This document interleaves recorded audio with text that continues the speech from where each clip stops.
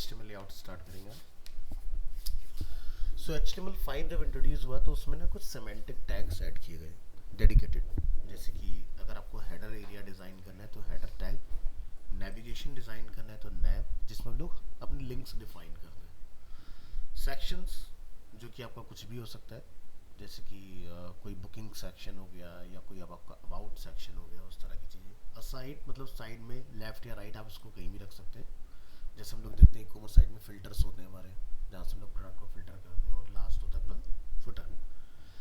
So websites often display content in multiple columns like a magazine और a newspaper. तो modern जितनी websites हैं वो 3 कॉलम, 4 कॉलम, 5 कॉलम, 6 कॉलम इस तरह से डिज़ाइन होती हैं। So HTML layout elements, HTML has several semantic elements that defines the different parts of a web page. तो पहले के टाइम में ऐसा नहीं था, हम लोग एक कॉमन टैग का इस्तेमाल करते थे सब कुछ डिज़ाइन करने के लिए, जिसको हम बोलते थे div। आज की डेट में हमारे पास स्ट्रक्चर को बिल्ड करने के लिए डेडिकेटेड टैग्स अवेलेबल है। अच्छा, लेट क्यों हो रहे हो इतना यार? ठीक है। सो जैसे कि अगर हमें वेबसाइट को स्ट्रक्चर क्रिएट करना है तो स्टार्टिंग करेंगे हेडर के साथ। सो हेडर एलिमेंट क्या करेगा? Defines a header for a document और अ सेक्शन। तो हेडर को हम लोग मल्टीपल टाइम यूज़ कर सकते हैं, पर्टिकुलर किसी सेक्शन का भी हेडर हो सकता है और एंटायर वेबसाइट का भी एक हेडर हो सकता है। देन उसके बाद हमें डिफाइन करना होता है nav, defines a set of navigation link. इसको देख लो कि जैसे कि एक हम वेबसाइट का अगर एग्जांपल लें तो ये जो पूरा एरिया हम लोग देख रहे हैं दिस इज अ हेडर, और ये इसके अंदर क्या है? नैव। ठीक है, जहाँ पर नेविगेशन होता है हमारा, राइट। इसी तरह से section defines a section in a document. जैसे कि अगर हम अपने इस एग्जांपल की बात करते हैं तो जैसे ये हीरो सेक्शन हो गया, यहाँ से आपका एक डिफरेंट सेक्शन है, यहाँ से सर्विसेज का सेक्शन हमारे पास है, latest videos from YouTube, today your horoscope, subscribe, pricing. तो ये सब क्या सेक्शन अपने आप में अलग अलग। ठीक है, तो इसके लिए सेक्शन एलिमेंट का यूज होगा। आर्टिकल, अगर आपने सेक्शन के अंदर कुछ लिखना है, so defines an independent self content content. Next, aside defines content aside from the content like a sidebar. तो जैसे हमने एक अपना बुकिंग का इसमें बनाया हुआ है, अगर आप गेट स्टार्टेड पाते हैं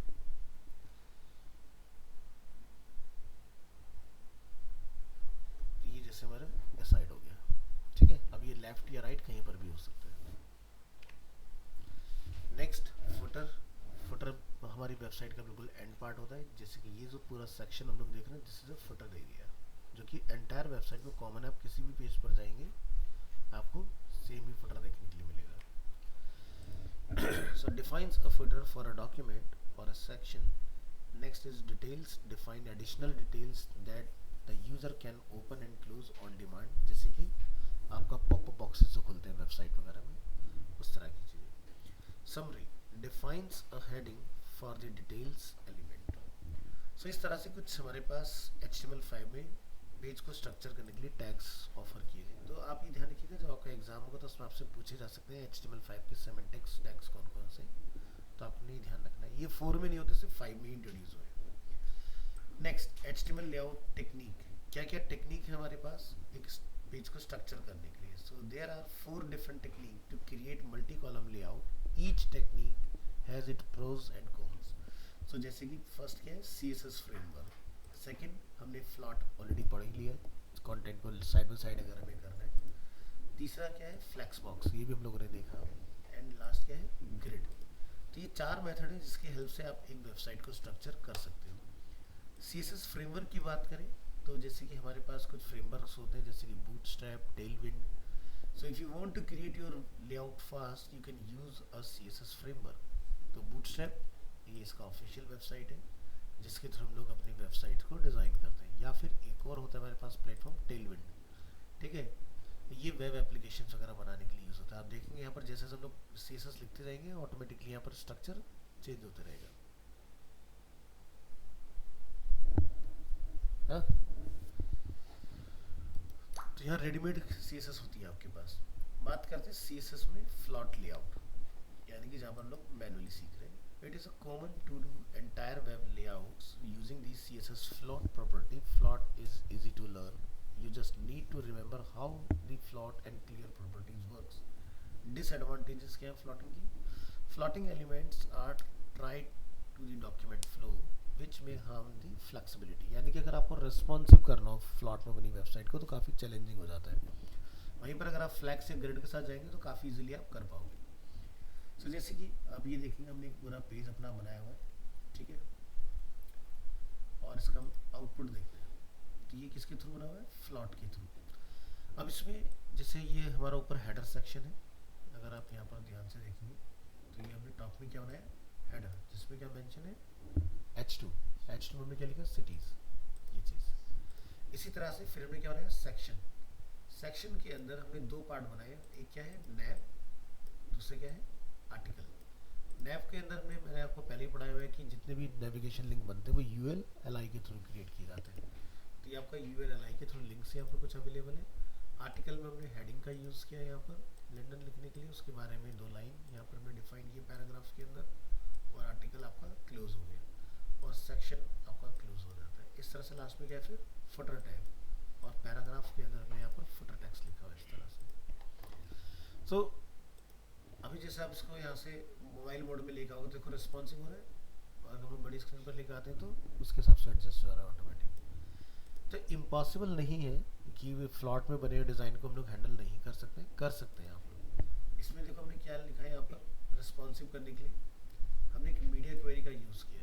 क्या डिफाइन किया हमने यहाँ पर कि मैक्सिमम विड्थ अगर 600 पिक्सल है हमारी इस ब्राउज़र की, तो नेविगेशन और आर्टिकल जो हमने यहाँ पर डिफाइन किया था ऊपर, अगर आप यहाँ देखेंगे तो आर्टिकल की विड्थ हमने कितनी रखी है स्क्रीन की? 70%। नेविगेशन की विड्थ हमने कितना डिफाइन किया? 30%। तो मोबाइल मोड में हमने इन दोनों का आगे क्या बोला? 100% हो जाएंगे। इसी से क्या होता है कि जब मैं मोबाइल मोड एक्टिवेट करता हूँ तो ये बहुत बढ़िया से फुल विड्थ में चेंज हो जाता है मैटर, ठीक है।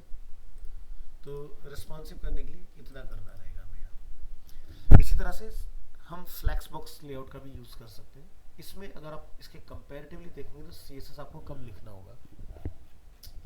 यहाँ पर क्या होता है? बस आपको एक प्रॉपर्टी पास करनी होती है सेक्शन में डिस्प्ले फ्लैक्स, और उसके बाद आपका ये फ्लैक्सिबल हो जाएगा। नैव को हमने क्या बोला? फ्लैक्सिबल यानी कि 100%, और इसी तरह से आर्टिकल हमने उसका क्या बोला? 3 यानी कि अपने साइज का 300%। तो यानी कि 3 लिखने से ये 70% हो गया, ये आपका 30% रह गया ऊपर वाला। अब अगर आप इसको प्रीव्यू करोगे तो सेम आपको दिखाई देने वाला है लेआउट। तो इसका 3 टाइम ये विड्थ है। हमने इसको कितने दिया था? 1, और हमने कितना दिया था फ्लैक्स में? 3। दोबारा नोटिस करें, ठीक है। तो कुछ चेंजेस करके दिखाते हैं, शायद आपको समझ में आए अच्छे से। एक नोटपैड ओपन करेंगे और यहाँ पर अपनी फाइल ओपन करेंगे। अब देखिए, अगर मैं यहाँ पर नैव और आर्टिकल दोनों को 1 की विड्थ डिफाइन कर देता हूँ इस तरह से, तो दोनों इक्वल हो गए ना। लेकिन हमें क्या करना है? इसको बड़ा करना है। बड़ा करने के लिए आपको यहाँ पर डिफाइन करना पड़ेगा, जैसे कि मैं चाहता हूँ कि लेफ्ट साइड में जो भी एरिया इसका डबल हो जाए। तो ये देखो इसका डबल हो गया है ये वाला एरिया। आपको लगता है ट्रिपल करना है, तो यहाँ पर फ्लैक्स की वैल्यू क्या कर देंगे? 3। तो ये 300% बड़ा हो गया। 4 लिख देंगे, 400% बड़ा हो जाएगा इस तरह से। तो जो ये एरिया है इसका 4 टाइम ये वाला एरिया होगा, इसका मतलब ये होता है, ठीक है। रिस्पॉन्सिव करना चाहेंगे तो बस हमें यहाँ पर क्या करना पड़ेगा? नीचे आके फ्लैक्स डायरेक्शन कॉलम, यहाँ पर हमें विड्थ बढ़ाने की ज़रूरत नहीं पड़ेगी। तो ऑटोमेटिकली मोबाइल मोड में ये देखिए आपका रिस्पॉन्सिव हो गया। इसी तरह से आपके पास थर्ड अप्रोच होती है ग्रिड, ठीक है। ग्रिड के अंदर आपका क्या होगा? आपको अपनी विड्थ डिफाइन करना रहता है ऑटो वगैरह, और उसके अंदर आपका ये काम हो जाता है इजीली। तो इसका हमारे पास एग्जाम्पल होना चाहिए।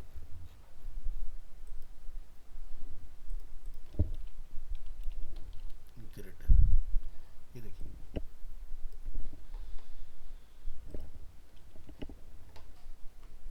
तो पूरा डिज़ाइन किस बनेगा? ग्रिड कंटेनर के अंदर, और उसके अंदर आप अपने इस तरह से डिप को डिफाइन करिए। हमने क्या लिखा? Display grid. तीनों कॉलम की विड्थ कितना कितना होगा? 33.33%। तो ये आपके 3 इक्वल विड्थ में इस तरह से बनकर तैयार हो जाएगी।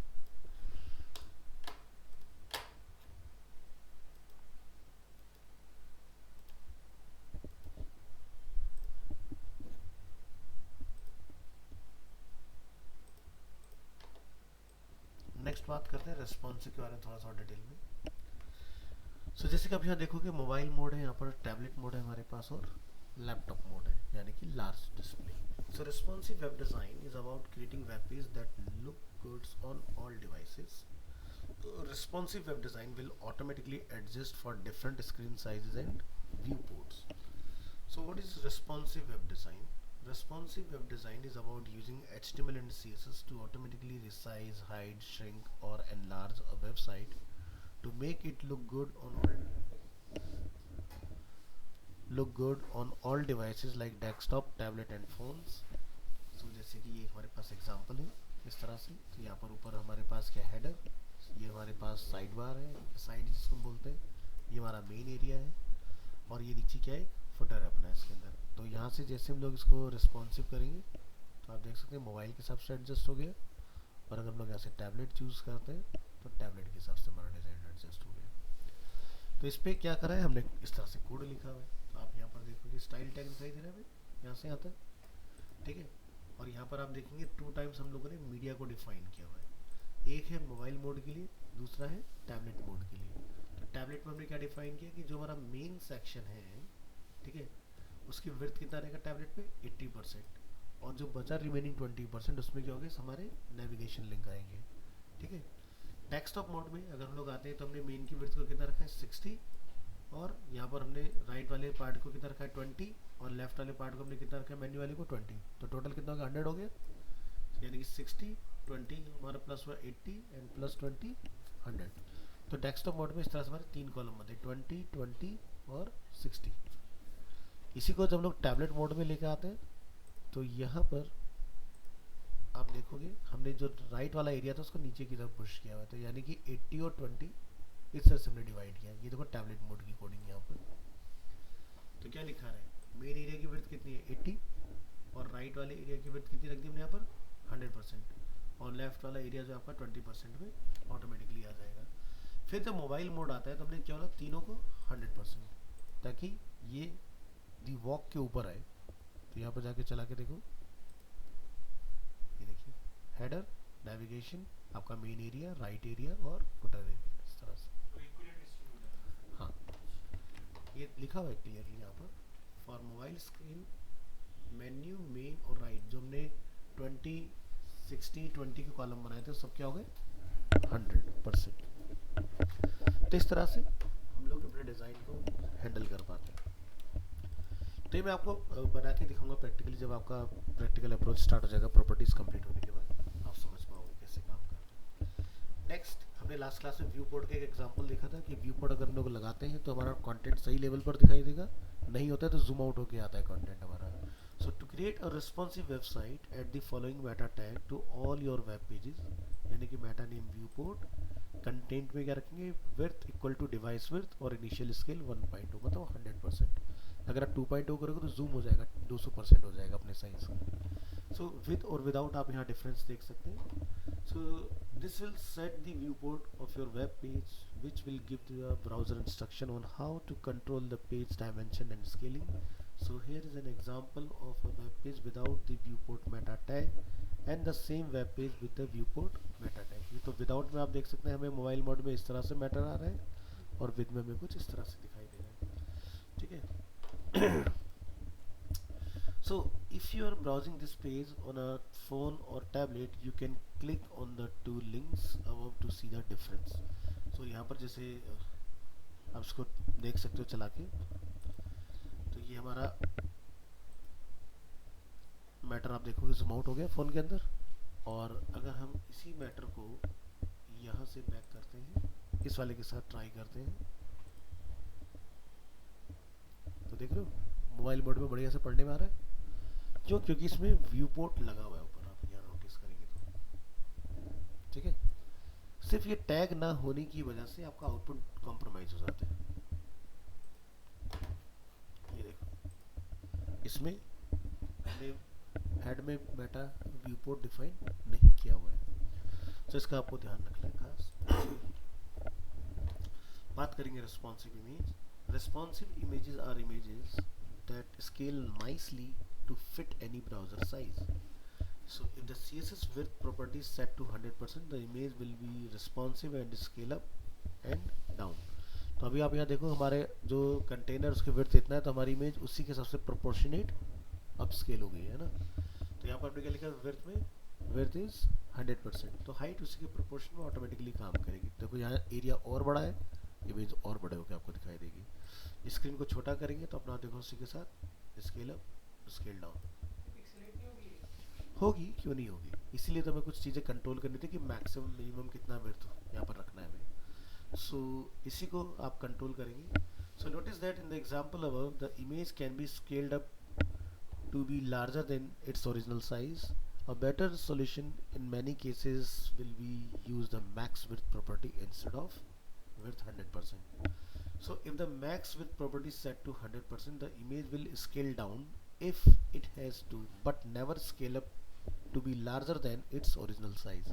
तो एक्चुअल जो इमेज का साइज है वो ये है, तो हम नहीं चाहते कि इससे बड़ा हो, ठीक है।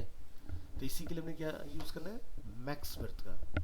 तो यहाँ पर अब आप देखोगे आपकी इमेज से बड़ी नहीं होगी, लेकिन अगर स्क्रीन छोटी होगी तो उससे छोटी ज़रूर होगी, लेकिन इससे बड़ी नहीं होगी। तो यहाँ पर प्रॉपर्टी जो आपकी अवेलेबल है इस बार वो क्या है, मैक्स विड्थ 100%, ठीक है। तो ध्यान रखना मैक्स विड्थ का इस्तेमाल करना, क्योंकि आप कभी नहीं चाहोगे कि वेबसाइट में कोई इमेज ब्लर आए। फ़ायदा क्या उसको लगाने का जब एंड यूज़र का एक्सपीरियंस ख़राब हो रहा है उसमें। तो ऐसी इमेज लगाने का कोई सेंस है जहाँ पर सब कुछ ब्लर दिखाई दे रहा हो हमें, नहीं ना। तो हमें क्या करना है, max width instead of width max लगा देंगे उसके अंदर। इसी तरह से हम यहाँ पर देखेंगे show different images depending on browser width. तो जैसे आप यहाँ पर देखेंगे कि जैसे हम लोग ब्राउजर को स्केल अप स्केल डाउन करेंगे हमारी इमेजेस डिफरेंट स्क्रीन साइज के अकॉर्डिंग चेंज होंगी। तो हमने यहाँ पर क्या यूज़ किया, पिक्चर एलिमेंट। तो ये मैं आपको पहले भी सिखा चुका हूँ। पिक्चर एलिमेंट एक हम लोग डिफ़ॉल्ट रखते हैं। अगर मान लीजिए कोई मेरा ब्राउज़र ऐसा है या एंड यूज़र ऐसा है जिसका कंप्यूटर में बहुत ही आउटडेटेड विंडो चल रही है, तो ब्राउज़र कॉमन से आते लेटेस्ट होगा नहीं, तो उस केस में ये वाला इमेज आपका काम करेगा। अदरवाइज बाकी के तीनों इमेज आपकी वर्क करेंगे इसमें। तो चलिए जैसे हम लोग स्क्रीन के साइज़ को मैनिपुलेट कर रहे हैं, आप यहाँ नोटिस करेंगे आपकी अलग अलग इमेज अलग अलग स्क्रीन साइज़ पर वर्क कर रही है। तो ये अलग अलग स्क्रीन साइज़ पर अलग अलग इमेज कैसे पॉसिबल हुआ, क्योंकि यहाँ पर हमने लिखा हुआ है मैक्स विड्थ। अगर ब्राउज़र की मैक्सिमम विड्थ 600 है तो स्मॉल फ्लावर आएगा, 1500 है तो इमेज फ्लावर आएगा, अदरवाइज फ्लावर की इमेज आएगी हमारी, ठीक है। इसी तरह से आप टेक्स्ट को भी रिस्पॉन्सिव कर सकते हैं। The text size can be set with VW, इसको बोलते हैं व्यू पोर्ट, ठीक है। V stand for view port, W stand for width, view port width, ठीक है।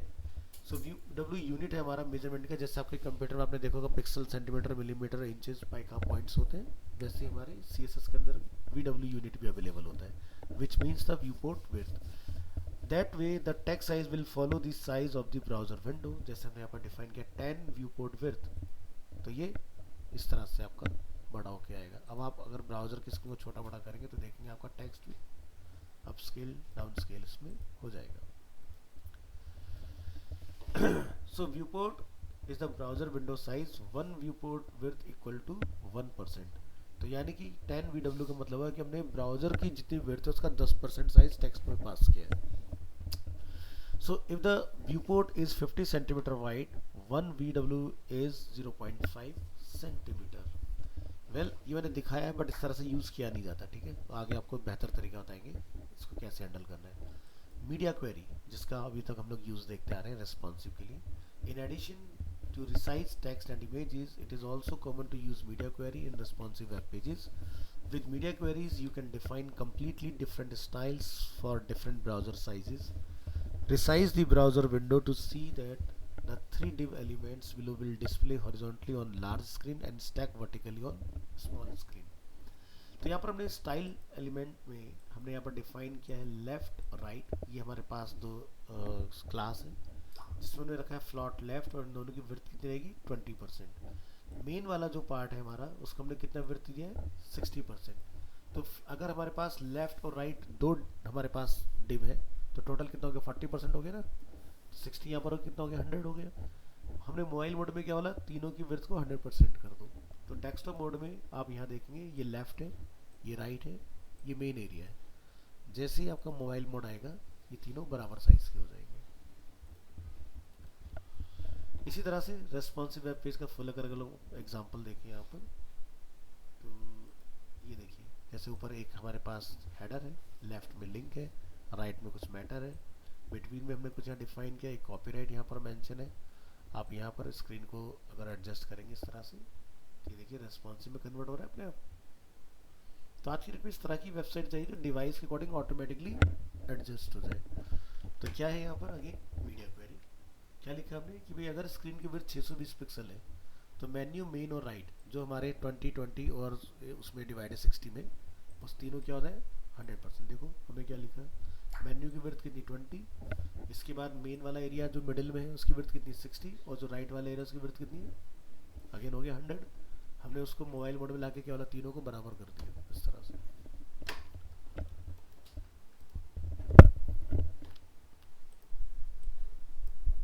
नेक्स्ट बात करेंगे HTML कंप्यूटर कोड एलिमेंट। तो एक कोड एलिमेंट भी होता है इस तरह से।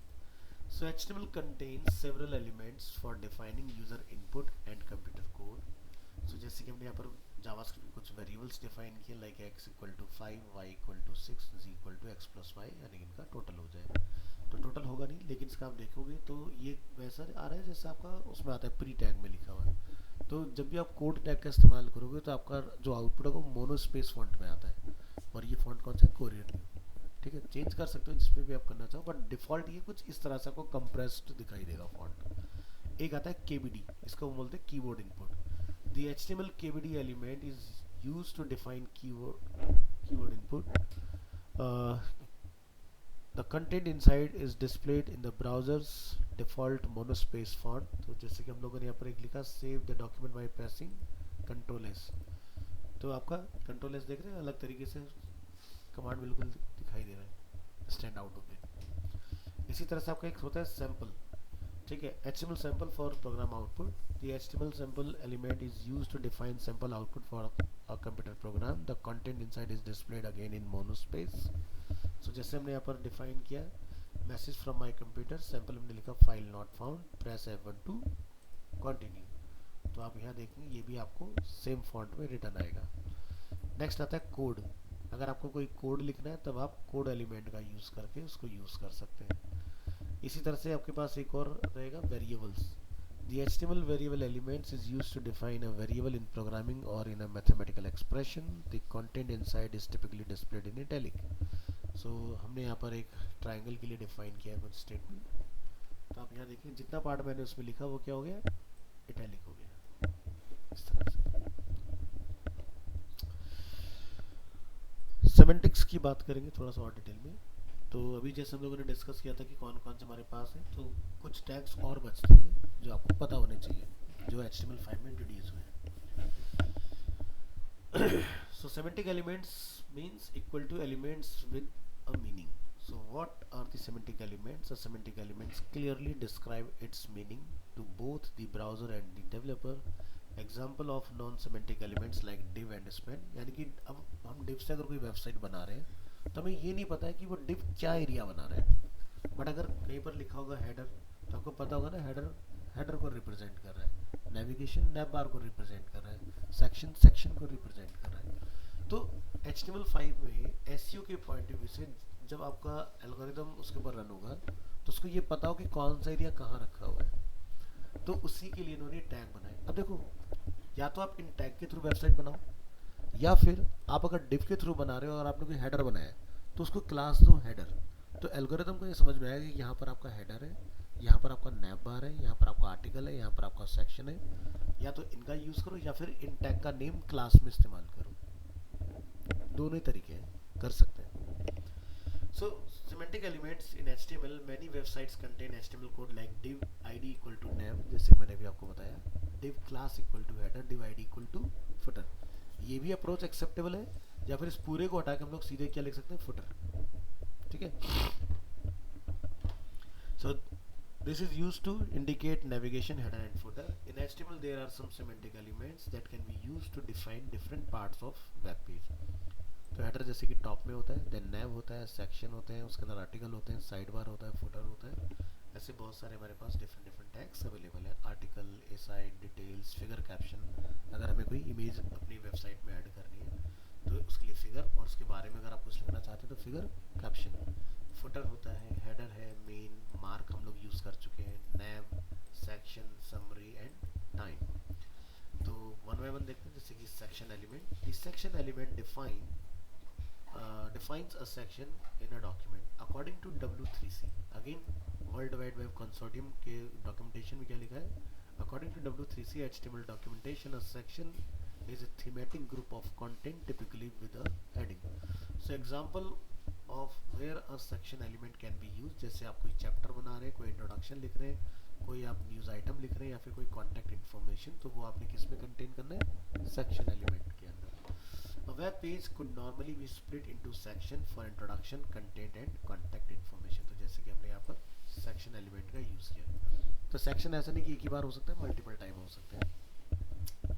जैसे मैंने अभी आपको यहाँ पर इस वेबसाइट में बताया, ये सब क्या है, एक सेक्शन है। जैसे ये एक सब्सक्राइब सेक्शन है, ये ब्लॉग सेक्शन है हमारा इसके अंदर, या होम पेज पर अगर हम लोग आ जाते हैं तो आप यहाँ से देखेंगे टॉप से this is a hero section, ठीक है। फिर आपके यहाँ पे प्लानिटरी सिस्टम आ गया, फिर यहाँ से आपका सर्विसेज का है पार्ट दिया हुआ है, इस तरह से अलग अलग। ये सब जितने भी हम लोग अलग अलग एरियाज देख रहे हैं, इनको हम लोग सेक्शंस बोलते हैं। इसी तरह से आपका क्या होता है, अगर आउटपुट देख लें तो ये कुछ इस तरह से आएगा। आउटपुट में आपको ऐसा कुछ पता नहीं चलेगा, ये क्लियरली होता है आपके जो बॉट्स होते हैं, एल्गोरिदम्स होते हैं, उनको अंडरस्टैंड करने के लिए। फिर क्या होता है अपना आर्टिकल, आपको जब भी कुछ लिखना होगा तो आपने आर्टिकल का इस्तेमाल करना है। The article element specifies independent self content content. An article should make sense on its own and it should be possible to distribute it independently from the rest of the website। तो जैसे कि आप कोई blog post बना रहे हैं, forum post बना रहे हैं, यूज़र कमेंट बना रहे हैं, आप प्रोडक्ट कार्ड्स बना रहे हैं, न्यूज़पेपर आर्टिकल्स वगैरह लिख रहे हैं, उस कंडीशन में उसको हम लोग आर्टिकल में डिफाइन करेंगे। तो जैसे article 1, article 2, article 3। Nesting article in section element, is it possible, तो आप डिफाइन कर सकते हो। The article element specifies independent self content content. So the section element defines section into in a document। So can we use the definition to decide how to nest those elements? No, we cannot। So you will find HTML pages with section elements containing articles elements and article elements containing section। तो यानी कि section में हम लोग article डाल सकते हैं, article में हम लोग सेक्शन को डिफाइन कर सकते हैं, वाइस वर्सा यूज किए जा सकते हैं। फिर आता है header. Header element represents a container for introductory content of a set of navigational link. तो जहाँ पर आपका लोगो होगा, साइट का नेम हो सकता है, आपका हेडिंग्स हो सकते हैं, आपकी ऑथरशिप इन्फॉर्मेशन हो सकती है, इस तरह की चीज़ें। सो जैसे कि आप यहाँ देखेंगे आर्टिकल के अंदर हमने क्या डिफाइन किया, हेडर, और उसके बारे में 2 लाइनर मैसेज अपना इस तरह से। ऐसे आप फुटर बनाएंगे ठीक है। तो फुटर में आप यहाँ पर क्या क्या चीज़ अपनी डिफाइन कर सकते हैं, authorship information, copyright, contact information, site map, back to top link, related documents and link to external documents. So जैसे कि आप यहाँ देखेंगे design and develop by Aptech, copyright हमने डिफाइन किया 2023 by yours website name .com, जो भी आपको अपनी वेबसाइट का नेम यहाँ मेंशन करना है कर सकते हैं। तो इस तरह से फुटर बनते हैं। तो हर एक वेबसाइट जो भी आप लोग देखते हो उसमें आपको नीचे फुटर मिलता है देखने के लिए। जैसे कि यहाँ फुटर में हमारी कुछ इन्फॉर्मेशन मेंशन है, so external website link, social media handles, इस तरह की चीज़ें। नैव, जिसमें हम लोग अपनी नेविगेशंस डिफाइन करते हैं। Nav element defines a set of navigation link. Notice that not all links of document should be inside a nav element। The nav element is intended only for major blocks of navigation link, जैसे कि home, service, about, portfolio, contact, इस तरह की चीज़ों के लिए आप इसको डिफाइन करेंगे nav एलिमेंट को। So browsers such as screen reader for disabled user can use this element to determine whether to omit the initial rendering for this content। तो जैसे कि ये हमारा कुछ लिंक यहाँ पर बना हुआ है। A side, a side element defines some content aside from the content it is placed in, like a sidebar। A side content should be indirectly related to the surrounding content। So जैसे कि हमारे पास यहाँ paragraph है, paragraph के अंदर हमने side का use किया, उसके अंदर हमने H4, देन हमने कुछ पैराग्राफ्स डिफाइन किए, तो ये हमारा कुछ इस तरह से आ जाएगा। अभी हमने इसको स्टाइल नहीं किया कि लेफ्ट में आएगा, राइट में आएगा, बट हमने सिर्फ स्ट्रक्चर लिखा है इसका, ठीक है।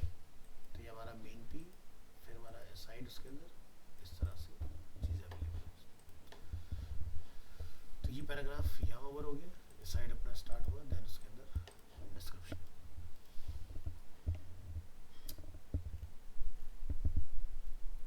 नेक्स्ट फिगर, इसमें हम लोग क्या करते हैं, जैसे कि आपने फिगर एलिमेंट, इमेज को लाने के लिए IMG SRC का ही यूज होगा, टेक्स्ट लिखने के लिए फिगर कैप्शन का आपने यूज करना है।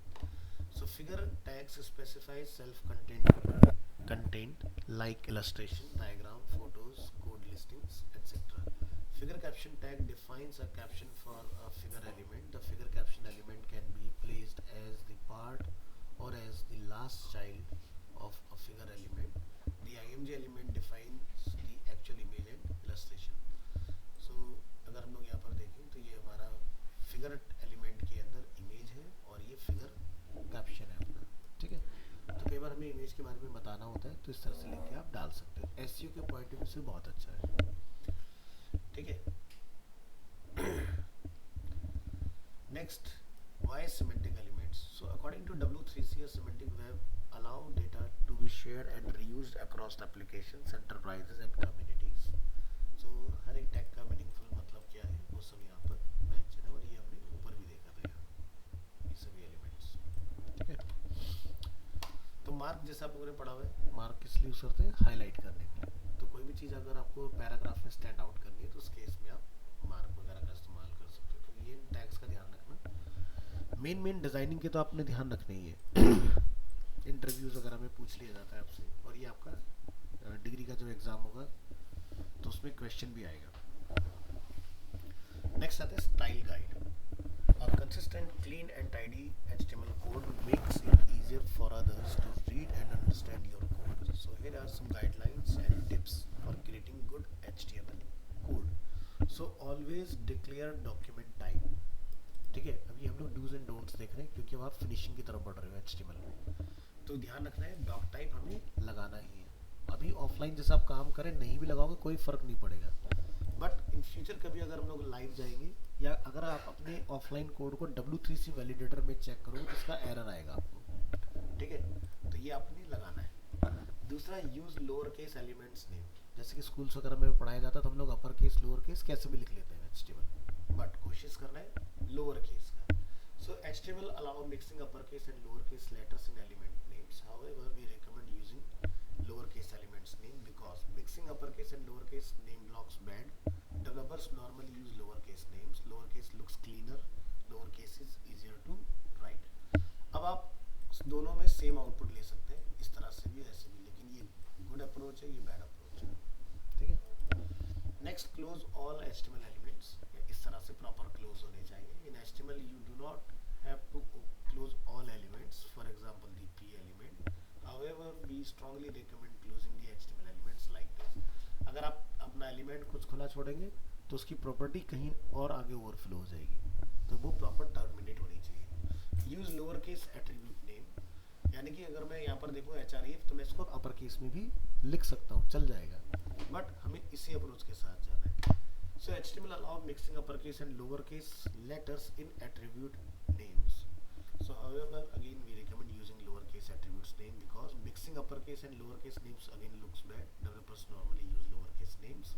So आपने ध्यान रखना है, इस तरह से नहीं करना है, इस तरह से लिखना है, ठीक है।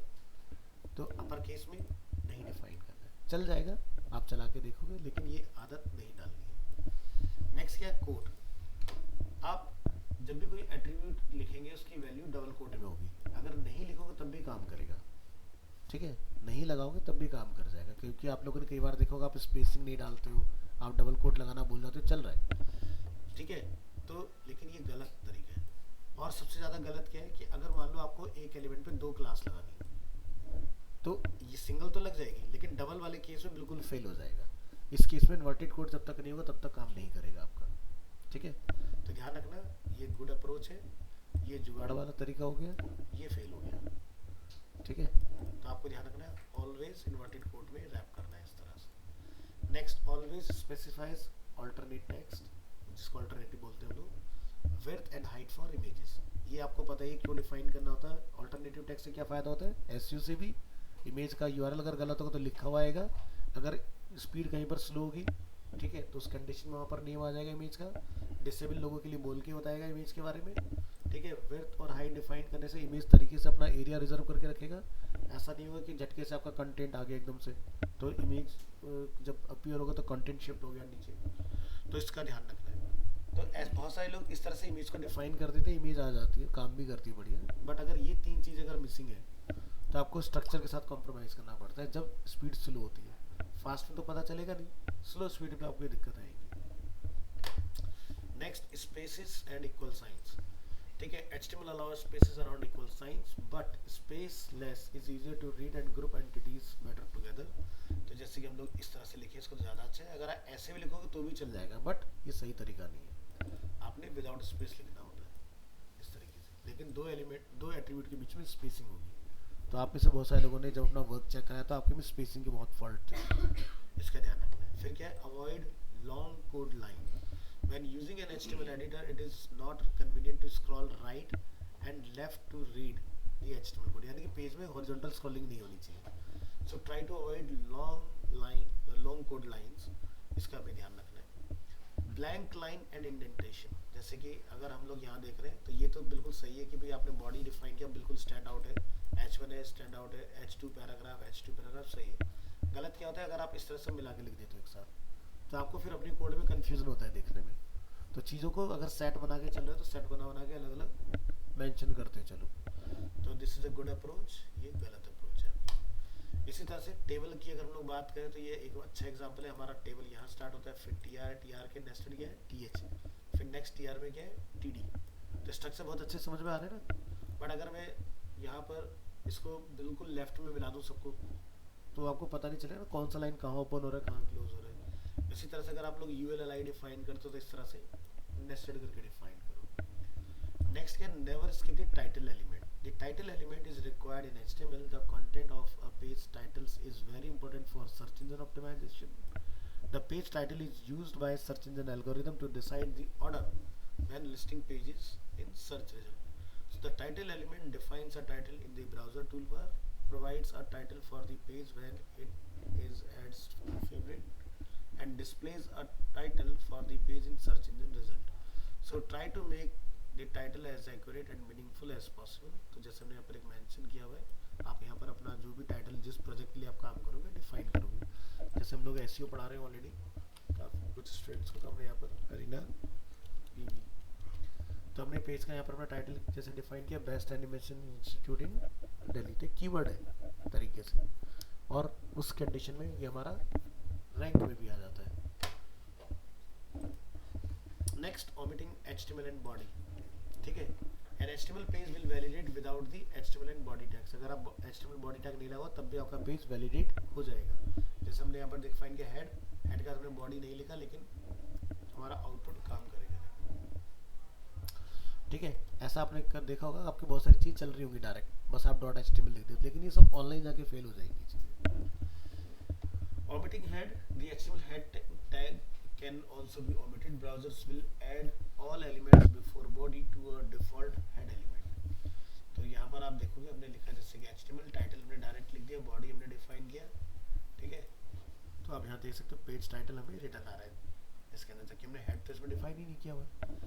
However, we recommend using head tag, क्योंकि एक आध चीज़ तो चल जाएगी, लेकिन जैसे आपको बंच में चीज़ें डालनी हो बहुत सारी, जैसे एग्जांपल के लिए आपको मेटा टैग्स डालने हो ढेर सारे, जैसे इस वेबसाइट में अगर आप देखोगे तो काफ़ी कुछ डाला हुआ है ना हेड के अंदर। ये देखो कितना सारा पार्ट हेड के अंदर गया हुआ है, इतना पार्ट, तो ये क्या नहीं चलेगा आपका, तो इसलिए हेड होना बहुत ज़रूरी है। देखो HTML के अपने कोई एरर नहीं होते, आप कुछ भी लिखोगे वो चल जाएगा, इसलिए मैंने उसका नाम दिया था लूजली टाइप स्क्रिप्टिंग लैंग्वेज।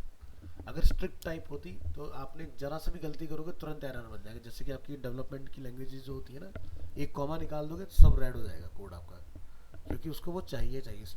ठीक है, लेकिन HTML में ऐसे कोई वो नहीं है कि आपको ये प्रॉपर इन्वर्टेड कोड लगाओ, ये मैं आपको बता रहा हूँ, नहीं लगाओ तब भी तो आउटपुट आ ही रहा है ना। लेकिन प्रॉब्लम कब आएगी, जब लाइव लेके जाते हैं वेबसाइट को, वहाँ चीज़ें फेल हो जाती हैं। नेक्स्ट क्या है, close empty HTML element. In HTML it is optional to close empty element, यानी कि आप इस तरह से भी छोड़ सकते हैं और ऐसे भी बंद कर सकते हो। बट अगर हम HTML5 में काम कर तो हमें क्लोज नहीं करना है, यही करना है आपने इस तरह से। ये चल जाता है बट मैं रिकमेंड नहीं करूँगा अगेन इसको, ये नहीं करना है आपने, ये चलता है सिर्फ XML और XHTML के अंदर. So if you expect XML and XHTML software to access your page, keep the closing slash because it is required in XML and XHTML. Otherwise HTML5 में अगर आप काम करें तो आपको बंद करने की जरूरत नहीं है. नेक्स्ट क्या है, ऐड द लैंग्वेज एट्रीब्यूट. हमने बताया था ना आपको यहाँ पर लिखना होता है HTML के अंदर.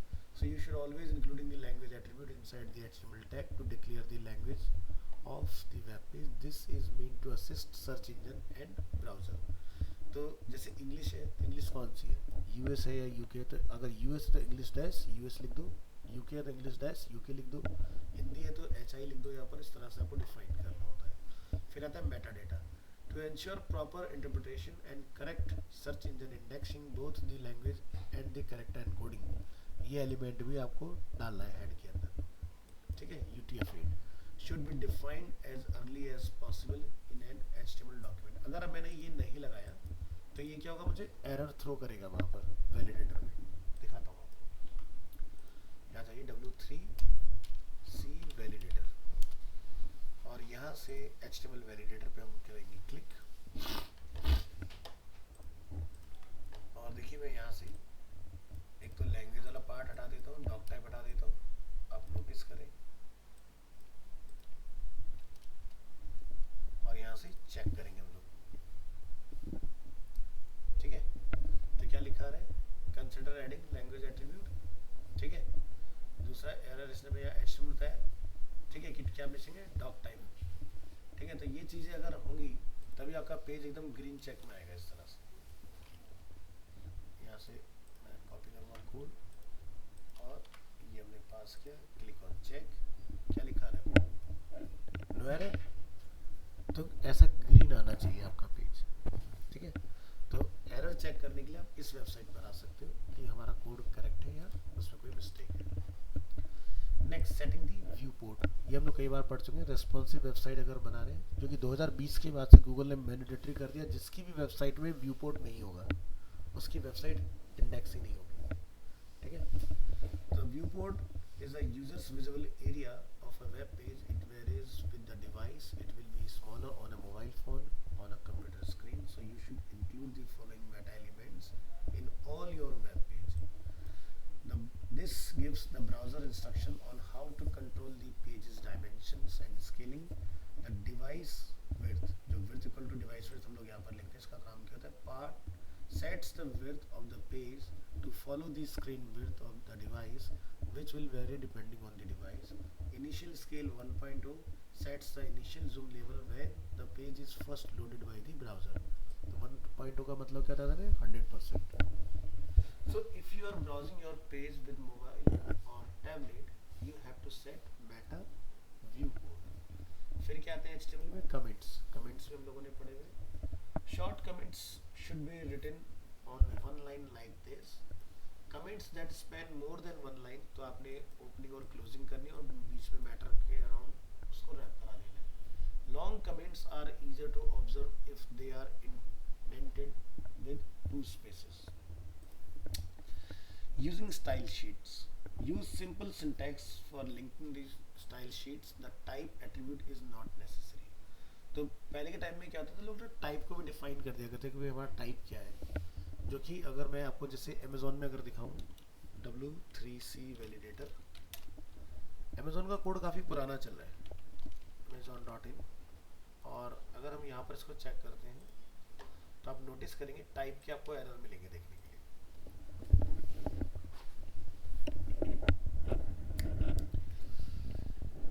क्या लिखा रहा है ना. तो ये प्रैक्टिस डिसकंटिन्यू हो गई थी 2014 से पहले. इतना पुराना कोड है इनका, अभी तक जरूरत नहीं है. अब यूनिकॉर्न बन चुके हैं ना. अब देखो सीधी सी बात है, जब आप इतने फेमस हो जाते हैं ना कि लोगों को पता है कि भाई कुछ सर्च करना है गूगल, ऑनलाइन सामान खरीदना फ्लिपकार्ट या अमेजोन, तो उन्हें फ़र्क नहीं पड़ता. फ़र्क किसको पड़ेगा, जैसे तुम कोई बिल्कुल स्क्रैच से नया प्रोजेक्ट बना के उसको लाइव लेके आ रहे हो, तो तुम्हें गूगल की एक एक बात माननी पड़ेगी. नहीं मानोगे तो उसके कॉन्सिक्वेंसेस झेलोगे आप.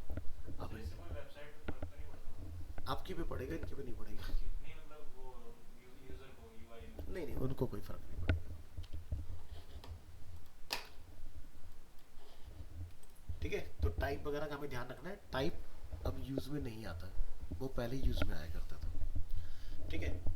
दूसरा, short C S S rules can be written compress like this, यानी कि जैसे अभी हम लोग क्या बनाते हैं कि एक क्लास ऐसे लिखते हैं, है ना।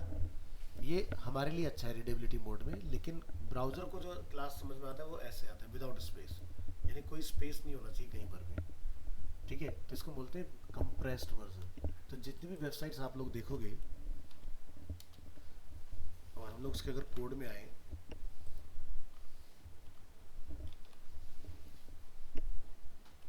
तो यहाँ पर लोग ढूंढेंगे min.css।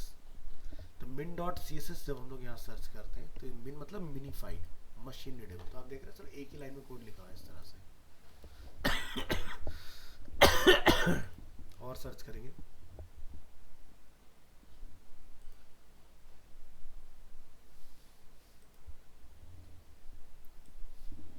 ठीक है। तो अगर ऐसे स्टाइल करोगे तो आपकी फाइल बहुत जल्दी लोड होगी। और अगर आप इसको, जैसे मैं एक डेमो दिखा रही हूँ,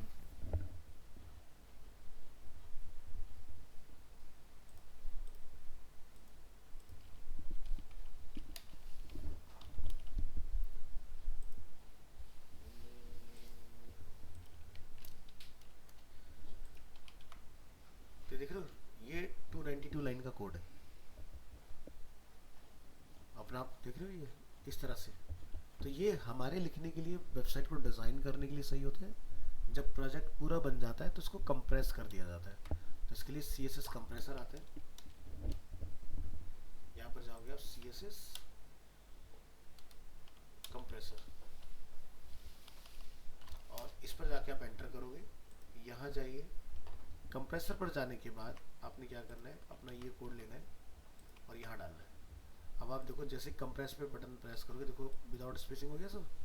कितना साइज बचा है हमने, 29.68, यानी कि भाई इतनी परसेंट भाई लोडिंग फास्ट हो गई जितना आपने सेव कर लिया। क्योंकि ये देखो ये जितना भी एंटर वगैरह लगा, जो स्पेस वगैरह होते हैं, ये सब आपकी लोडिंग को स्लो कर देते हैं। तो इसलिए हमेशा इस तरह से कोड देना चाहिए। HTML CSS जावास्क्रिप्ट सभी के अंदर होता है। अभी जब प्रैक्टिकली, हाँ आपको बाद में करना पड़ता है, तो मैं सिखाऊंगा कैसे करना होता है इसको। वैसे तभी आपको बता ही दिया मैंने ऑलरेडी, इस तरह से आप कर सकते हो। So long CSS rule should be written over multiple lines like this. Short CSS rule can be written compressed like this. ठीक है। So place the opening bracket on the same line as the selector, जैसे यहाँ से open हुआ तो same line में close भी करना है।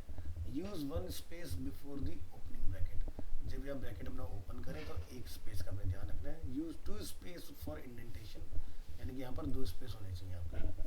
ठीक है, ये नहीं कि भर भर के आपने स्पेस लगा रखी है यहाँ पर, तो भी वेबसाइट स्लो हो जाएगी। Use semicolon after each property value pair including the last, तो जैसे ये देख रहे हैं आप, सभी जगह सेमीकोलन लगा हुआ है।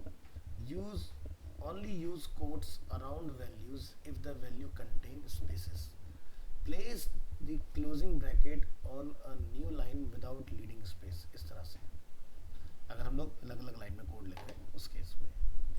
लोडिंग जावास्क्रिप्ट इन HTML, अगर आप कोई जावास्क्रिप्ट फाइल पास करें तो use simple syntax for loading external script. Again type की रिक्वायरमेंट नहीं होगी, डायरेक्ट आपने लिखना है स्क्रिप्ट एलिमेंट, सोर्स में अपनी फाइल का नेम, और आपने क्लोज कर लेना है।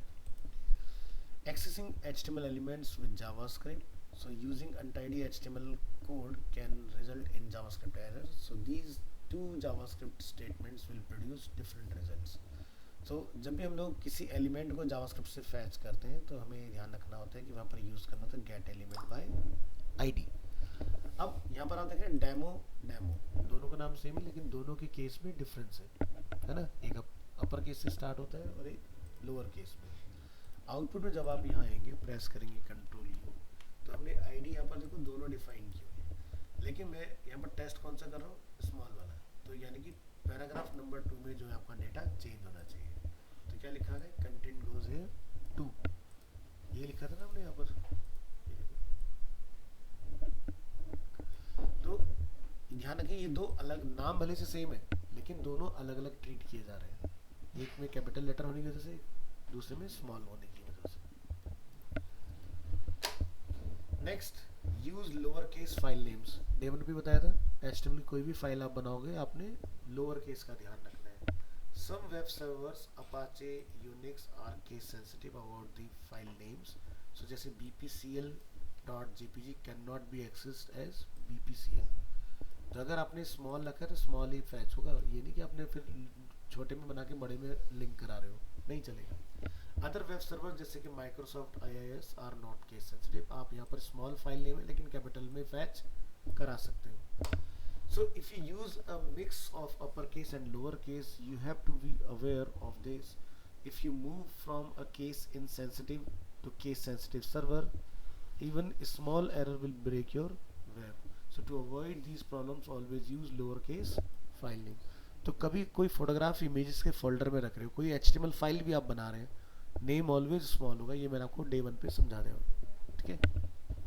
नेक्स्ट, फाइल का extension. HTML files should have .html extension and .html is also allowed, आप दोनों ही चला सकते हो। बट जब HTML का आपका वर्जन 4 आया 1999 में, उसके बाद से टिल डेट तक HTML ही यूज़ हो रहा है। आप MB चला लोगे कोई दिक्कत नहीं है, कहाँ आउटपुट दोनों से आता है। CSS files should have a .css extension and JavaScript file should have a .js extension। Difference between HTML and HTML and HTML होता है, यहाँ पर गलती हो गई है। So there is no difference between HTML and HTML file extension, both will be treated as HTML by any web browser और web server. Default file name की बात करेंगे। So when a URL does not specify a file name at the end, जैसे कि मान लीजिए आपके पास कोई वेबसाइट है, ये आपका डोमेन नेम है, the server just adds a default file name such as index.html, index.htm, default.html और default.htm। तो यानी कि आपका जो वेलकम पेज होता है, होम पेज जो आपकी वेबसाइट का होता है, या तो उसका नेम इंडेक्स होना चाहिए या फिर डिफॉल्ट होना चाहिए। एक्सटेंशन .htm या html दोनों ही एक्सेप्टेबल है। इनके अलावा अगर आपने कोई और नेम रखा होगा तो आपकी वेबसाइट डिफॉल्ट नहीं खुलेगी, आपकी सारी फाइलें खुल जाएगी, ठीक है। इसलिए इंडेक्स होना बहुत ज़रूरी है। जैसे कुछ एग्जांपल दिखाते हैं। सी ड्राइव और हम अपना एक सर्वर ऑन कर लेते हैं, सर्वर है XAMPP।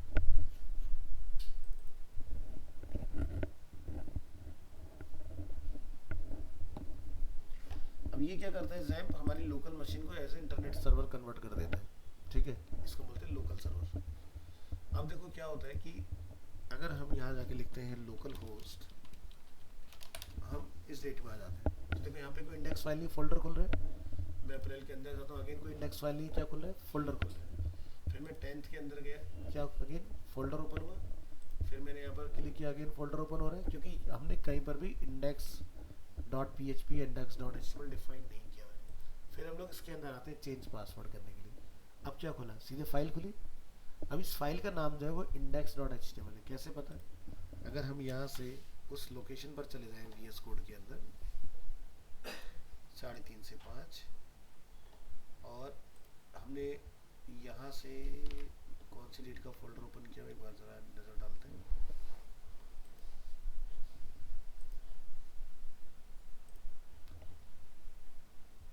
तारीख का है, ठीक है।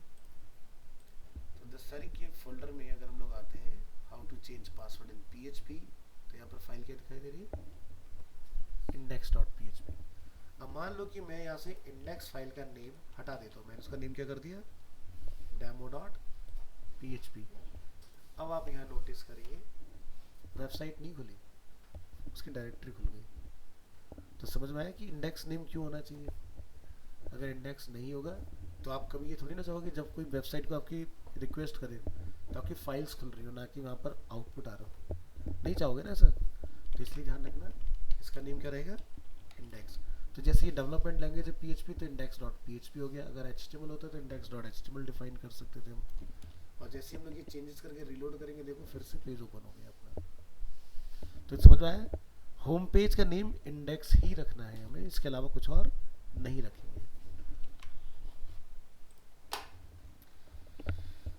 So if your server is configured only with index.html as the default file name, your file must be named index.html and not default.html। तो आप ध्यान रखें, किसी वेबसाइट पर होम का पेज भी चल जाता है जैसे अगर मैं यहाँ पर अपनी इंडेक्स फाइल का नेम जाके क्या लिख देता हूँ, होम। अगर मैं यहाँ पर आके रीलोड करूँगा, देखो होम भी चल रहा है ना, कोई दिक्कत नहीं आ रही। लेकिन क्या पता किसी के सर्वर पर जहाँ पर हम लोग वेबसाइट लाइव करने जा रहे हैं, वहाँ पर होम के नाम से कोई कन्फिगरेशन ही ना हो, तो क्या होगा आपका, फिर अगेन फाइलें खुल जाएगी ना। तो रिस्क क्यों लेना, इंडेक्स तो 100% मिलेगा ही मिलेगा। तो इसलिए इंडेक्स की प्रैक्टिस दी बेस्ट प्रैक्टिस है।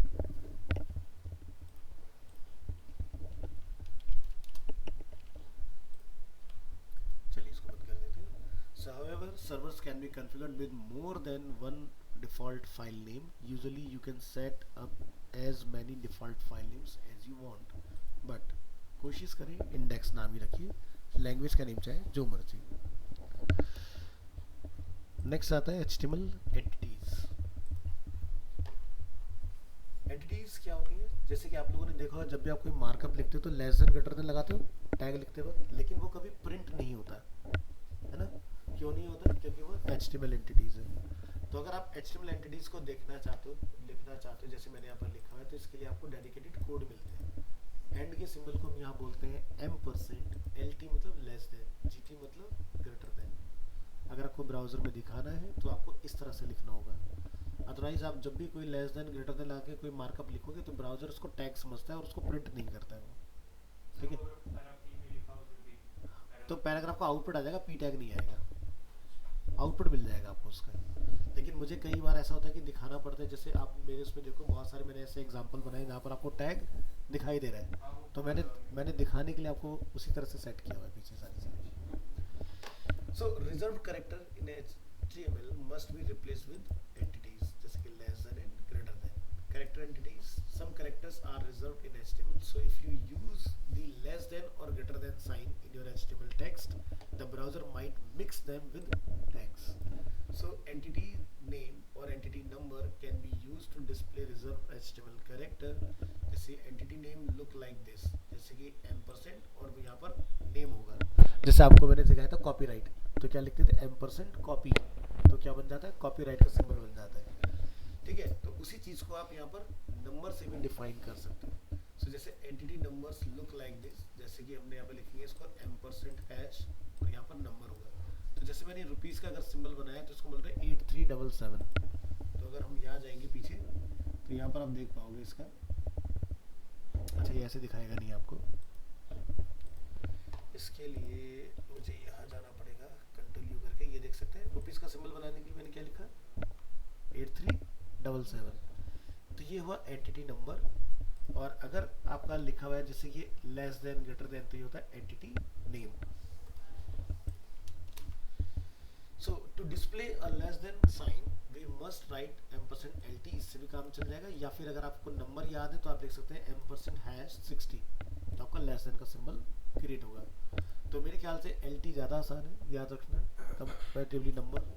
सो entity names are easier to remember than entity numbers. अब रुपीस के लिए कोई एंटिटी नेम नहीं है, तो इसलिए वहाँ पर M%8377 ही लिखना पड़ेगा आपको। बात आती है non breaking space. So a commonly used HTML entity is the non-breaking space, जिसको बोलते हैं M%NBSP. The non-breaking space is a space that will not break into a new line. Two words separated by a non-breaking space will stick together, not break into a new line. This is handy when breaking the words might be disruptive. So जैसे हम लोग यहाँ देख रहे हैं mister Smith, या फिर यहाँ हम लोग देख रहे हैं जैसे यूरो, यहाँ से हम लोग देख रहे हैं येन का सिंबल। तो आप अगर इसको कॉपी करें, कंट्रोल यू प्रेस करेंगे, कंट्रोल एफ करेंगे, तो आप यहाँ देख सकते हैं मैंने इसके लिए एंटिटी नेम का इस्तेमाल किया है। यूरो लिखने से यूरो का सिंबल आया, येन लिखने से येन का सिंबल हमारा क्रिएट हुआ इस तरह से। Another common use of non-breaking space is to prevent browsers from truncating space in HTML pages. So if you write 10 spaces in your text, the browser will remove 9 of them and add real space to your text. So you can use the M%NVSP character entity. तो जब आपको इन्हें pre पढ़ाया था तो आपको याद होगा हम लोगों ने एंटर अगर लगाया तो उसने काम नहीं किया, अगर हमने स्पेस लिखा तो स्पेस को भी उसने रिमूव कर दिया आउटपुट के अंदर। बट अगर आपको स्पेस कहीं पर लगाना है मोर देन वन टाइम, तो आप यहाँ से NBSP नॉन ब्रेकिंग स्पेस का यूज कर सकते हो। तो जैसे कि इसका कोड होता है NBSP, मैं जैसे बीच में कहीं मिक्स करके आपको दिखाता हूँ, आपको समझ में आएगा। नोटपैड ओपन करेंगे, कंट्रोल ओ, ये हमारी फाइल है। अब जैसे यहाँ पर आप देखो HTML एंटिटीज लिखा है, मैं यहाँ पर ढेर सारे स्पेस लगा लेता हूँ, आउटपुट में कोई भी चेंजेस आपको देखने के लिए नहीं मिलेगा, नॉर्मली आ रहा है ना।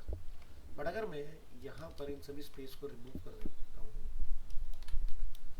और मैं यहाँ लिखता हूँ %NBSP, अब आप देखेंगे एक स्पेस एडिशनल ऐड हो गया। NBSP अपने आगे और पीछे एक स्पेस ले सकता है। फिर अगर आपको और स्पेस मेंटेन करना है तो आप यहाँ से इस तरह से स्पेसिंग बढ़ा सकते हो। बट अगेन एक दो बार की बात है तो सही है, अगर एक दो बार से ज़्यादा लगाना पड़ रहा है तो ये बेस्ट प्रैक्टिस नहीं है। फिर हम लोग CSS का इस्तेमाल करेंगे, मार्जिन वगैरह का इस्तेमाल करके इसको हैंडल करेंगे।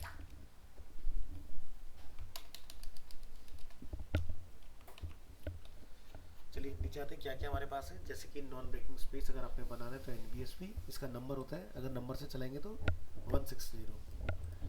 लेस देन LT लिखना होता है %, अगर नंबर से जाएंगे तो 60 लिखना होगा। ग्रेटर देन का सिंबल बनाना चाहते हैं तो GT या फिर 62 %। कीबोर्ड से ध्यान रखना कभी भी एंड का सिंबल मत लगाना है HTML कोड में, नहीं तो एरर आ जाएगा SU में, ठीक है। तो इसके लिए भी आपको AMP लिखना पड़ेगा, तब एंड का सिंबल बनेगा। भले से कीबोर्ड आपका नंबर 7 पर दिया हुआ है, नहीं यूज़ करना, ये एरर हो जाता है। तो इसलिए आपको ध्यान रखना है एंड के सिंबल को बोलते हैं %, ठीक है। तो एम्प लिखोगे तो आपका एंड का सिंबल बनेगा। इसी तरह से डबल कोटेशन मार्क अगर आपको डालना है तो कोट लिखेंगे आप, या फिर नंबर। इसी तरह से सिंगल कोटेशन अगर आपको चलाना है तो ए पोज, ठीक है। इसी तरह से सेंट का सिंबल तो सेंट लिखिए, पाउंड बनाना है तो पाउंड लिखिए, येन का सिंबल बनाना है तो येन लिखिए, यूरो के लिए यूरो, कॉपीराइट के लिए कॉपी, रजिस्टर के लिए REG होगा, ये गलत है।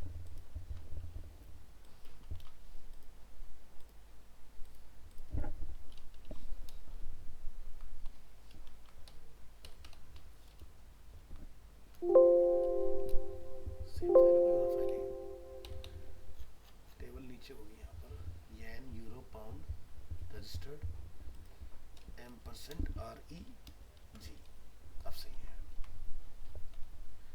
ठीक है। तो आप ऊपर देखो मैंने %REG लिखा तभी तो रजिस्टर का मार्क बना, तो स्पेलिंग मिस्टेक हो गई थी। Entity names are case sensitive, upper case में काम नहीं करेंगे, ठीक है, इसका ध्यान रखना है। नेक्स्ट क्या था, कंबाइनिंग डायक्रिटिकल मार्क्स। तो जैसे कई बार आप देखते हो कि अगर हम लोग कीबोर्ड में कोई लॉन्ग प्रेस करते हैं तो ए के ऊपर इस तरह के कुछ सिंबल मार्क वगैरह बन जाते हैं, ठीक है, तो इनको बोलते हैं diacritical marks. Diacritical marks is a glyph added to a letter. Some diacritical marks like grave and acute are called ascents.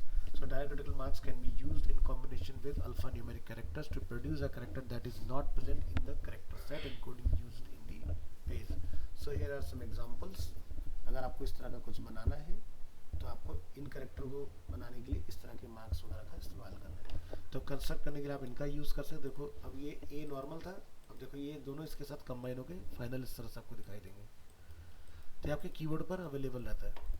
अगर आपको ये नहीं आते कोई बात नहीं, कैरेक्टर मैप में आप जाओगे, यहाँ पर आपको सब मिल जाएंगे इसके अंदर, देखो दिखाई दे रहे हैं इस तरह के अलग अलग, सबका कोड यहाँ लिखा हुआ है, Alt+0233। अगर आप नोटपैड पे जाके Alt+0233 लिखेंगे तो यही बन जाएगा,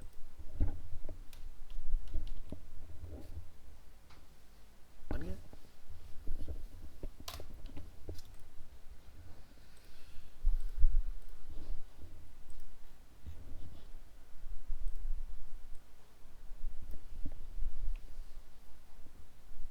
इसी तरह से आपके पास सिंबल्स भी होते हैं, तो इस तरह के अगर आपको सिंबल्स बनाने, ये सब आपके कीबोर्ड में ऑलरेडी कैरेक्टर मैप जो मैंने भी दिखाया आपको वहाँ पर बने हुए, बाकी इनका आप ये कोड चला के ये सेम चीज़ आप अचीव कर सकते हो, ठीक है।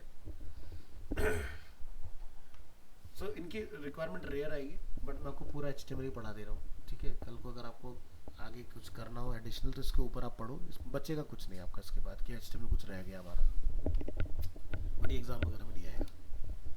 So symbols or letter that are not present on your keyboard can be added to HTML using entities. So हमारे कीबोर्ड में बहुत बेसिक बटन्स होते हैं, जैसे अभी मैंने आपको दिखाया ना कैरेक्टर में कितनी सारी चीज़ें वहाँ पर एक फॉन्ट के अंदर, खाली टाइम्स न्यू रोमन के अंदर इतने कैरेक्टर हम लोग लिख सकते हैं। अब कीबोर्ड पे क्या होता है, अल्फा न्यूमेरिक की तो कॉम्बिनेशन होता है, इसके अलावा बाकी स्पेशल कैरेक्टर्स होते हैं आपके।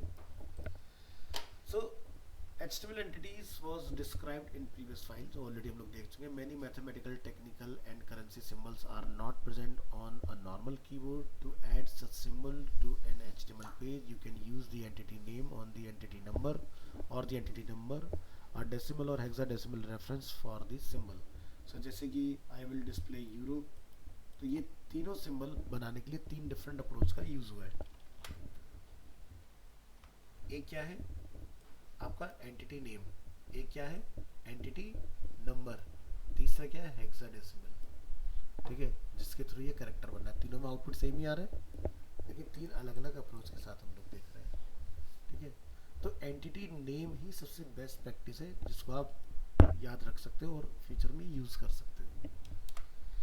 अब जैसे सब mathematical symbols supported by HTML, तो जैसे आपने इस तरह का कुछ बनाना है तो ये कहता है फॉर ऑल, ये आपका का पार्शियल डिफरेंशियल, ये आपका देयर एग्जिस्ट, एम्प्टी सेट्स, नवाला, element of, not an element of, contains as number, an array product, an array summation, इन सभी के ये कोड है जिनसे ये एंटिटीज आपकी बनेंगी. इसी तरह से ग्रीक में जो आपकी होती है, तो जैसे अगर हम लोग यहाँ पर देख रहे हैं तो ये ग्रीक अल्फा है, ये ग्रीक बीटा है, ये ग्रीक गामा है, ये ग्रीक डेल्टा है, ये एप्सिलॉन है, और ये आपका ग्रीक जेटा है.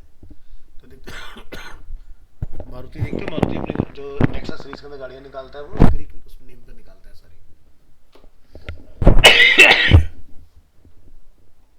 इसी तरह से some other entities supported by HTML, जैसे अभी हम लोगों ने डिस्कस किया था कॉपीराइट का सिंबल अगर आपको बनाना है तो एम्परसेंड कॉपी लिखेंगे तो कॉपीराइट बनेगा, आरईजी लिखेंगे तो रजिस्टर बनेगा, यूरो ट्रेड के लिए ट्रेड अगर लिखेंगे तो ट्रेडमार्क का सिंबल बनेगा. इस तरह से left arrow, up arrow, down arrow, right arrow, इस तरह से ये सारे आपके एरो बनेंगे.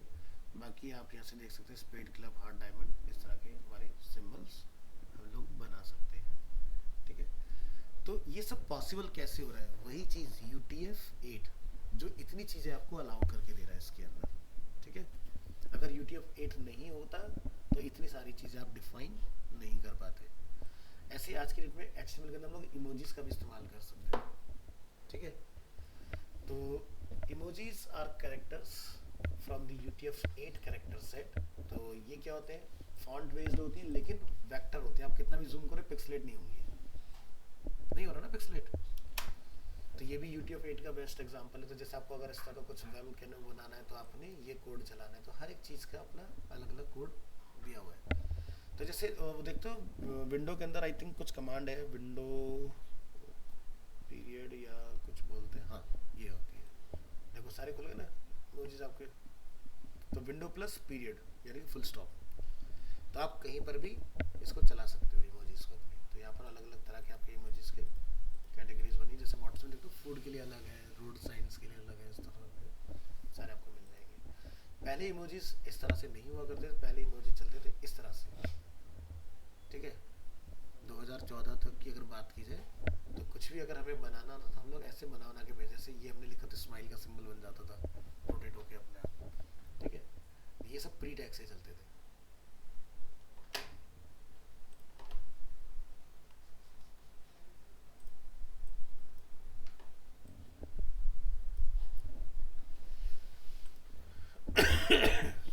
So what are emojis? Emoji looks like images or icon, but they are not. They are letters, characters from the UTF-8 Unicode character set. So UTF-8 covers almost all of the characters and symbols in the world. पूरी दुनिया में जो भी हैं सबको cover करता है UTF-8. The HTML character set attribute. To display an HTML page correctly, a web browser must know the character set used in the page. This is specified in the meta. मैंने आपको बताया था ना UTF-8 आपको define करना होता है. If not specified, UTF-8 is the default character set in HTML. So UTF-8 characters, many UTF-8 characters cannot be typed on a keyboard, but they can always be displayed by using numbers called entity number. So जैसे A65, B66, C67. अब जैसे क्या होता है आप लोग keyboard से कोई भी नंबर जब कीबोर्ड से कोई की प्रेस करते हो तो हमें लगता है हमने A प्रेस किया, बट कंप्यूटर A को प्रोसेस नहीं कर रहा है. A का मतलब होता है 65 नंबर की प्रेस हुई है. इसी से अगर आप B प्रेस करते हो उसका नंबर होता है 66. तो कंप्यूटर इन नंबर को प्रोसेस करता है और उसके बदले में आपको ABC बना के देता है. हाँ हाँ, इसको की कोड बोलते हैं हम लोग. बोलते हैं की कोड। ठीक है, तो जावास्क्रिप्ट में हम लोग एक लॉजिक लगाते थे इवेंट डॉट की कोड, तो हमें हर एक की का कोड पता चल जाता है किस की पर कौन सा नंबर चल रहा है, और उसी से कंप्यूटर आपको ये टेक्स्ट वगैरह लिख कर ऑफर करता है। तो जैसे आप यहाँ देखो मैं लिखा एम परसेंट हैश 65 66 67, अगर आप आउटपुट देखोगे तो इसका आउटपुट क्या होना है, ABC। समझ गए ना? सो Meta character set UTF-8 elements define the character set. Characters A, B and C are displayed by the number. To let the browser understand that you are displaying a character, you must start the entity number with ampersand hash and end with semicolon. This is called an entity reference. इसी तरह से emojis character अगर आपने बनाने तो इनका reference code ये रहेगा। इस तरह से आपके सिंबल्स क्रिएट होंगे यहाँ पर। जैसे हम लोग यहाँ पर जाके लिखते हैं 128512, तो हमारा ये स्माइली का सिंबल इस तरह से क्रिएट हो जाता है। So since emojis are characters, they can be copied, displayed and sized just like any other characters in HTML. तो जैसे हम लोग यहाँ पर देख रहे हैं फॉन्ट साइज वगैरह के साथ मैनिपुलेशन कर रहे हैं, तो आप देख सकते हैं हम लोग इसको स्केल अप वगैरह कर पा रहे हैं इसलिए। ठीक है, तो आज के लिए इतना रखते हैं। नेक्स्ट क्लास हम लोग पढ़ेंगे कैरेक्टर सेट्स। और सर जी सर ये जो वहाँ पर आता है आपका, तो क्या फोन लैपटॉप टैब का वो जो होता है, हाँ, ये आप इसको बोलते हैं मोबाइल सिमुलेटर। ये एक क्रोम एक्सटेंशन इंस्टॉल कर लीजिए, उससे आ जाएगा, फायरफॉक्स में सर ये सब में चल जाता है। मोबाइल क्या नाम सर? Mobile simulator. सिमुलेटर।